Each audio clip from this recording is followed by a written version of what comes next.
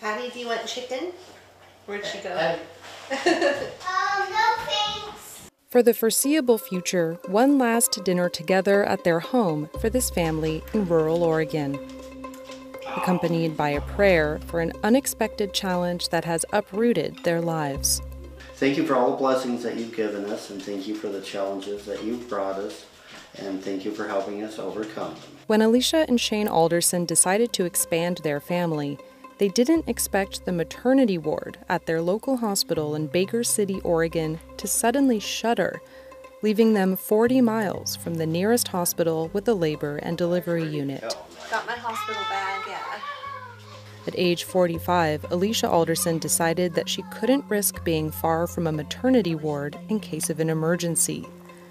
So with just a few weeks left in her pregnancy, she and her family packed up and moved into her brother's home near Boise, Idaho, to wait for the new baby to arrive. We don't feel safe being so far away from a birthing center. The Aldersons' temporary move to Boise could last several weeks. It took their daughter out of kindergarten, and it's taking the family away from elderly grandparents. Alicia Alderson also won't have the doctors she knows. I've just taken it for granted, really, that I'd always have my doctor and I'd be close to safe care. And that's all just kind of gone out the window, and then just trying to decide what are we going to do, because as you know, things can happen all throughout pregnancy. And if you don't have somewhere where you can check and make sure things are okay, it's just really scary. The stress experienced by the Aldersons is a growing occurrence in rural America.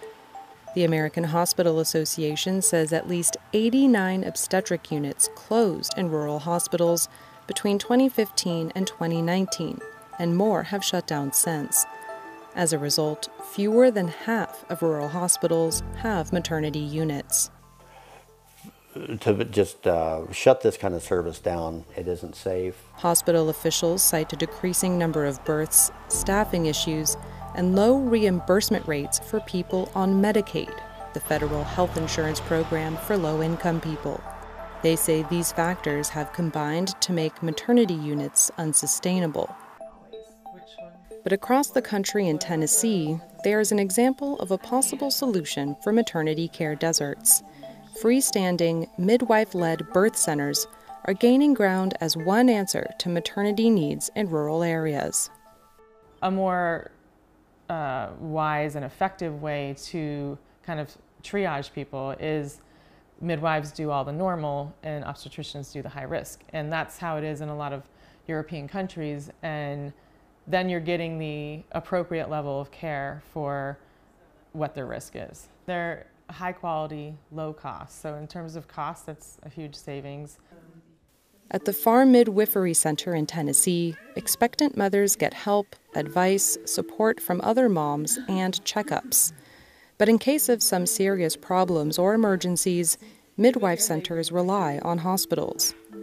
Still, Rohini Mock, one of the mothers at the farm, says the knowledge she has gained from the midwife center will help guide her. And there may be a circumstance that has us transferred to the hospital, but I think preparing myself with knowledge and what I want in that circumstance allows me to feel good about it, like the decisions I'll make, skin to skin right away and delayed cord clamping and things like that I can kind of bring with me if that were to happen. Now in Idaho, the Aldersons move in their stuff to their temporary dwellings. The experience has led Shane to work almost full-time to find short and long-term solutions for his county. When this crisis has gone from eastern states to the western states, I think we're going to have a national conversation about reimbursement and the roles and responsibility that critical access hospitals play in rural America. And it's hard, but I think that something good's going to come out of this. Claire Rush, Associated Press.